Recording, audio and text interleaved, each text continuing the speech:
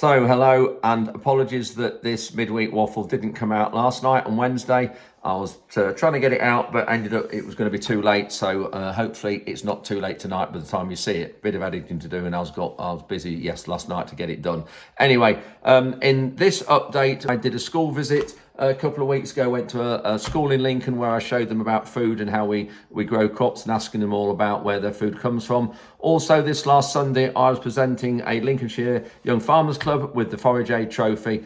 Got a little clip from that. Also, looking at our crops with Michael, our agronomist, and going around one or two of those, some interesting developments there. And also, quite a bit of stuff about from the Environment Agency as well, which we'll start on. So I got 2 or 3 days ago, a week ago, I got an invoice from the Environment Agency for drainage charges.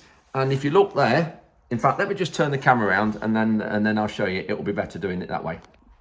So this is the invoice I got. This is for drainage charges on the land that we own, or some of the land we own, looking at this. And just wanted to show you the accompanying notes with it. Here we go. The company note here says, if you look at this, each year a general draining charge is raised in accordance with the Water Resources Act 1991. It is a statutory levy payable by the occupiers of agricultural land. Here we go, this interesting bit where my thumb is. The charge forms a contribution towards the cost of flood and coastal erosion risk management works carried out by the Environment Agency within the area of the Regional Flood and Coastal Committee. Works include maintenance and improvement of main rivers, in quotation marks, certain sea defences and tidal embankments protecting low-lying areas. Are they having a laugh? Maintenance and improvement of main rivers. Improvement? I am astounded that they can put that they are improving the waterways and the rivers with the money that we pay them to get water off our land. It's just sunk in, that one has. Improvement. I would actually say it's gone the other way. I'm quite astounded at that. Anyway, I do know the Environment Agency watch these videos because last week has been proved that they do. So hello guys, I know you watch it. I know some of you watch it, and thank you for that. Much appreciated. Hope you enjoy the content. However, after last week's video where I showed John, the farmer at the back of Tattershall, who had not had any response from you, 8:45 Monday morning, after I put the video up of him on Sunday, one of you rang him. So thank you ever so much for that, keeping him updated. But we'll get onto that bit in a minute. Anyway, thanks for that. Now, the start of this update is again about a river, and this is one of the rivers on the edge of Barley that was flooded, and this is a good friend of mine, Henry. I'm going to start this update with me talking to him when he called by for a coffee the other day. So here we go with looking at Henry and talking to him about his flood. I've got somebody here stood next to me who's just called for a cuppa coming past. You might recognise him, Henry Morton. Henry farms near Barley, just outside Barley, and Henry's one of the first farmers that was flooded. When was it, October? Yeah. The first time you were... So what went over? River, beck? The main tributary to the river went over, which is called Duckpool Drain, and that overtopped behind us and filled 2 main principal drains either side of us, which then got to the river and filled us up like a big horseshoe. So we lost 150 acres of wheat, barley and oilseed rape. So what you're seeing now is the pictures and videos from that when I went to see Henry. You'd got the best rape you'd had for years. Unfortunately, yeah. Yeah, and that's gone. So that was stood in water for how long? Quite a long time. About 4.5 weeks, 5 weeks. Yeah. And then we managed to re-drill 18 hectares of that after it went with spring wheat, with winter wheat. And then Storm Hank came along and took that out. Took that as well. So we've now just re-drilled that patch for the 3rd time with spring wheat. Yes. Hopefully it'll be all right. Yeah. It's looking like rain. But no, so that's hopefully okay. But the rest of it's going SFI. So we've put 40 hectares into SFI. Yeah. The Flood Recovery Fund has offered us £3,700, but to be honest, that's a joke. I mean, have you applied or not applied for it? We haven't applied. No, because I mean, the amount you've lost, you'll be 50, 60, 70,000 on what you've lost. Yeah. And the maximum you can claim on that is up to 25. But because of the criteria, it's only £130 a hectare you can claim. Yeah. So that's originally it was only 150. You got that yes. to be the land parcel with 150 metres in the middle of the river. Yeah. So I don't know how many land parcels you got. I think they've changed the criteria, but it's still not right, is it? No, it's still not nowhere right. near. And looking at the river and repairs to the river bank, has that been done? No. The IDBs have been approached by the EA to put a bid in, which they have done. A friend of mine in the IDBs, who was in charge of it, then approached the EA to find out if they got the job or not. To be told that the principal contractor has been offered the job, and they quoted 5 times more than the IDB's done.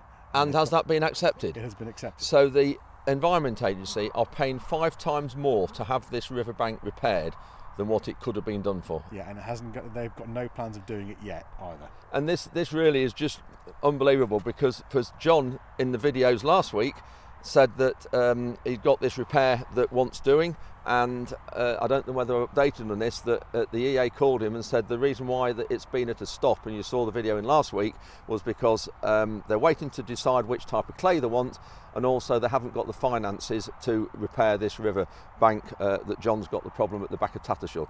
And now we've just heard that they have accepted a quote to repair a hole in the river 5 times more than what it could have been done. And the person I spoke to in the IDBs says now they haven't got the fund. The EA have no longer got the funding to maintain the River Bain and the River Waring through Horncastle. Well, there's no wonder, is there, when they're accepting quotes like this. And this is the biggest problem, is that the finances of it needs to be accountable, and I just don't know what we do with it, but we've got to keep the pressure up. Absolutely. And just keep going. So back to the floods on there. How's that spring wheat looking that you've put in? It's just up in row now. Yeah. Let's hope it keeps raining a little bit to keep it going. And this is the sad thing. These spring crops, people might not realise we're talking about water. We're stood here in front of the pond, just near the house, at the back of the yard here at the farm, and might think we don't need any more water now. But this is the problem. When you've had a lot of water and you drill spring crops, you somehow need to keep water coming, because it's really weird with soil. If you've had a lot of water on it, it then needs water to keep the crop going. Even the winter crops are so shallow rooted, you need to keep those moist to keep them going. It's really strange, but really weird. And I don't know about you, but I can't wait till August to get the whole crop ground over and start again. Right, 2024 offers a bad job. Yeah. Thanks, Henry. I've just arrived at the school in bottom of Waddington, just near Lincoln. This is Redwood Primary School. Got a tractor behind me. I brought the case this time because you've just seen me using the fast track on the Bowser for fertiliser.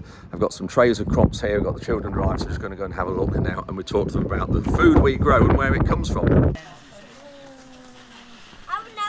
Mate, and you won't believe it, this loaf of bread here, it has wheat in it, it has barley, it has oilseed rape, and it also has oats. So that particular loaf of bread has 4 of these crops in.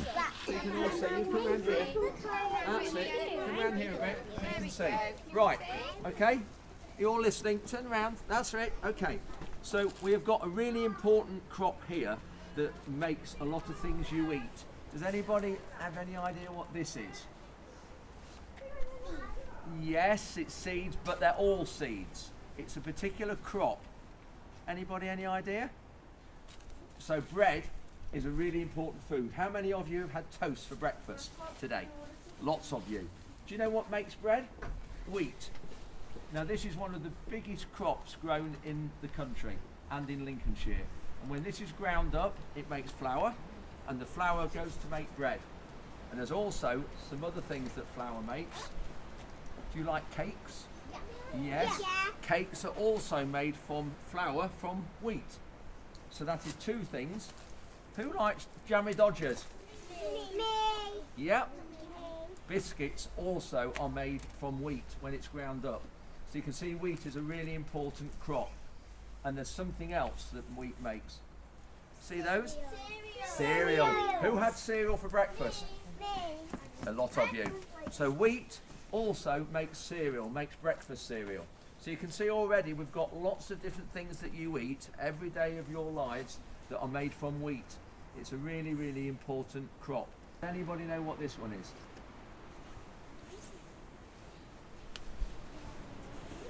Yes, it is, but it's a crop. You'll feel them all in a minute, you'll see the difference. This one is barley. So barley is another big crop grown in Lincolnshire. And barley also is in this loaf of bread. So this loaf of bread has lots of food here that's grown in Lincolnshire. So barley is in the bread, and barley is also in breakfast cereals. So one particular breakfast cereal is Special K. There's a lot of barley in Special K. Yeah. Yeah, but what type of seed? They're all seeds. Everything is seed. Everything, all these are different types of seed. What crop do you think this has come from? Any idea? No? Any idea what crop? No? So who, when you're in a car with your mum and dad in the summer, you're driving past fields of yellow flowers? Who sees yellow flowers in fields? Do you know what that crop is? No. No. It's oilseed rape. So all those yellow fields that you see are oilseed rape. And when that is harvested, we get black seed like this. And when the black seed is crushed, this is what it produces. You know what that is? Oil. Yes, it's cooking oil. That's right, vegetable oil. It says vegetable oil there, but it is actually rapeseed oil. So when this is crushed, you get oil from this to cook with. And also when after this is crushed, it goes in to make food for livestock, for cattle, for cows, sheep and pigs will use the byproduct. But also, bread also has oil in it as well. So when bread is made, it has all these crops in it. So bread has oilseed rape, it has barley, it has wheat, and there's one other crop bread has as well in this one. Hi Andrew, why do you think it's important that the Lincolnshire Agricultural Society puts on initiatives like Tractors into Schools? I think Lincolnshire is the biggest, or one of the biggest farming counties in the country. We produce a huge amount of food from Lincolnshire. I think at the last count, I saw that 27% of the nation's vegetables come from Lincolnshire, this one county. So it has a huge importance, and Lincolnshire Agricultural Society to be involved in that, promoting farming, promoting food, and promoting it to children, because I think this is where we have a big disconnect, that children have missed out. We're missing a generation out now. We've got children behind us here feeding all the different crops we're growing, and they're really interested in where their food comes from. So I think it's a perfect exercise to get into. Definitely. And how many years have you been coming to Tractors into Schools? This was only talking earlier. This particular school, Redwood here at Waddington, this is the 4th year I've been coming to this school. Amazing. So it's and it's great to build up a relationship with the teachers and with the staff and everything. And it's just great. Importance that they understand the importance of bringing this into the curriculum and everything like that. It is. So. And yes, I like to bring food as well as a tractor, and you've got a tractor stood there that they all like clambering over a tractor. But I think it's important for them to realise that tractor, what that does and how that helps put food on their plates. Yeah, amazing. Thank you. So the children are just going into the tractor now. They all want to have a look in it and sit in it. I've explained around the tractor what they do and why tractors have big wheels and things like that. So they've all had a look at the importance of a tractor in producing food.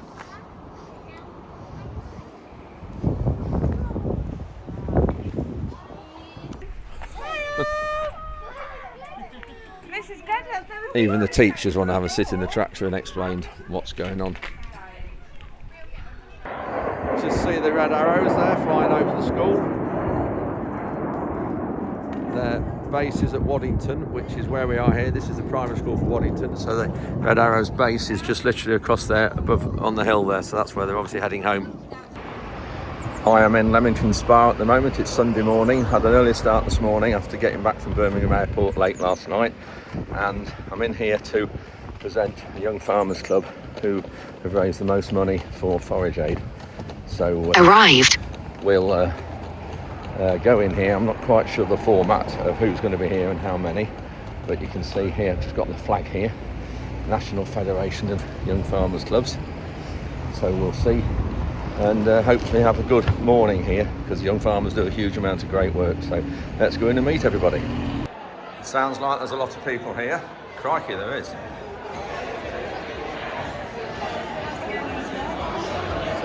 Looks like here's all the trophies.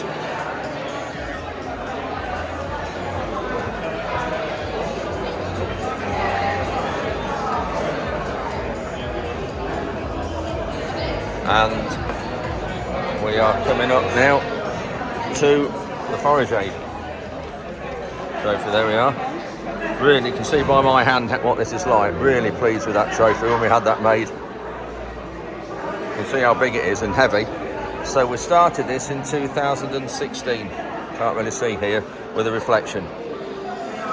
So anyway, let's go and sit down. Hopefully this will get started soon. I just want to welcome you here to the pump rooms in Leamington Spa. Yes, very honoured to be here and thank you for the invitation. Just want to explain 2 minutes about Forage Aid.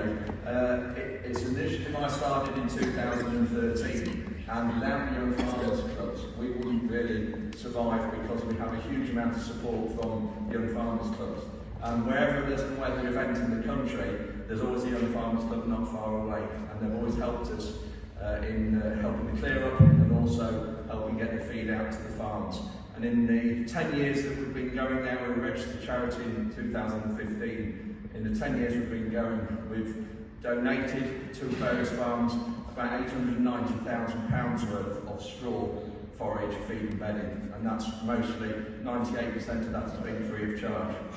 We've helped about 160 farmers in the process, and we've covered events such as the floods in Somerset, the snow in Cumbria, the floods up in Swaledale up in Yorkshire, and various events like that, and one-off single events. So thank you very much, Young Farmers, for the support in this, because it's been absolutely fantastic, because it really does help us hugely. So thank you for that, and I'll now pass you back. And this trophy is presented to the WSE Club, who have raised the most amount of money for Forage Aid over the last year. And I'm particularly pleased to that this was Harmston Young in Lincolnshire.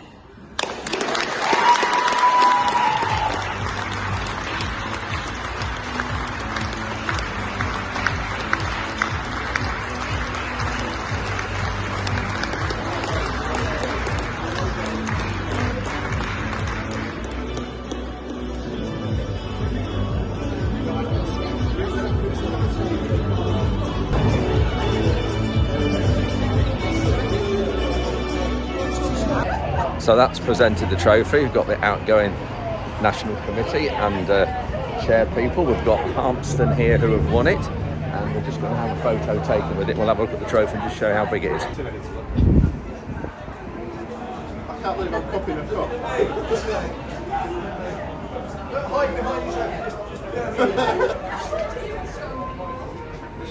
It's Wednesday morning, and I'm just walking over one of our fields that's coming sugar beet. It's definitely dried out to what it was. The weather's helping, this cold weather's helping.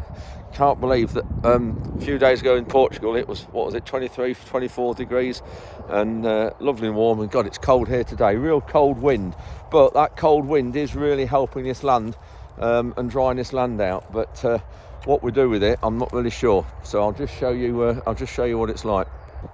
So this land was done with the Simba Solo last autumn, in early mid-October before the rain, and you can just see now how it's all cracked. That's what this heavy soils, the soils with a lot of clay in and silt, that's what they do when they've been wet and they're dry, because they shrink and they crack like that.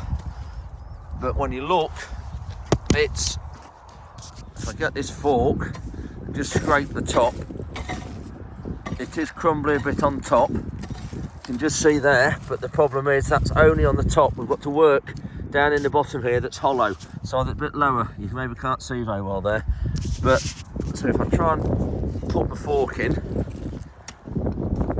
and try and see, it's gone solid. That's the trouble with the rain, it's gone like concrete on top. Lift that up there. It's definitely a lot drier than what it was, but there we go, still wet. Look at that there. And not quite sure whether we try that para harrow. We've still got that Mashio para harrow yet, or we put a unipress across it with some tines. I really don't know. It's a case of trying a few things. Barry's got the digger out. You'll see in a minute what we're going to be doing. Local New Holland dealers just turned up. Russell's, they've just come in servicing and they're looking at the combine, but because we've got 23 fields out of 48 to 9 that we have with no crop on, we're not going to be doing a lot to it. We'll change the oils and things, which we'll do ourselves, but just going to have a quick look around it, Ryan, is just to see if there's anything urgent, but we're going to save costs and not do a lot to the combine this year because we had a big service on it last year. So Barry has also just brought a lump of stone to weigh. This is a stone that's going on his house wall, you can see there. So any idea what you think this weighs? You can see me stood alongside it, what it's like. It's about 10 inches thick there, you can see my hand, and it's probably 4 feet wide from there to the other side. Tapers down a little bit. Ron, who built our house, is going to put it in his garden in Barry's entrance wall that Ron's built. So this stone, lump of stone, what do you think it weighs? Got it up here, see what it weighs, and I'll show you at the end. So big job on with this morning. So what we're doing, this trough here, we are going to put it round in front of the office. We meant to put them round there before we put the turf down here this last year, but we didn't. So Barry's just reaching around with that to see if it will fit, and we're going to be crikey. It's going to struggle. Oh, we'll get it onto that concrete there. Then we're going to have to shuffle it by hand or put it on some rollers to get it to the garden wall, to get it to the office wall. 1, 2 if we can do it. We've got another one on the other side of the yard.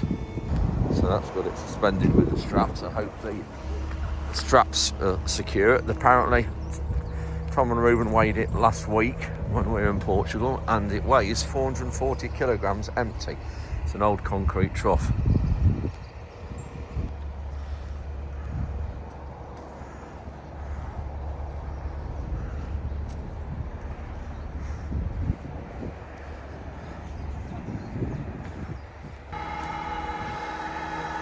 That's about at full stretch.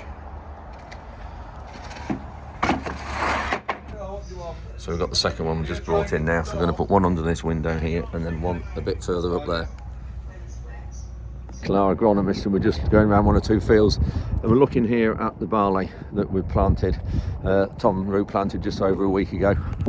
There's a good one with a good chit on. Trouble is, it's that cold, it may still be a while coming through.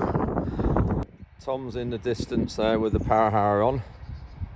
We've just started to cultivate some land that's coming sugar beet to see what it's like, because we really don't know how to work it. We're going to see if it's any good, but that will be in Sunday's video.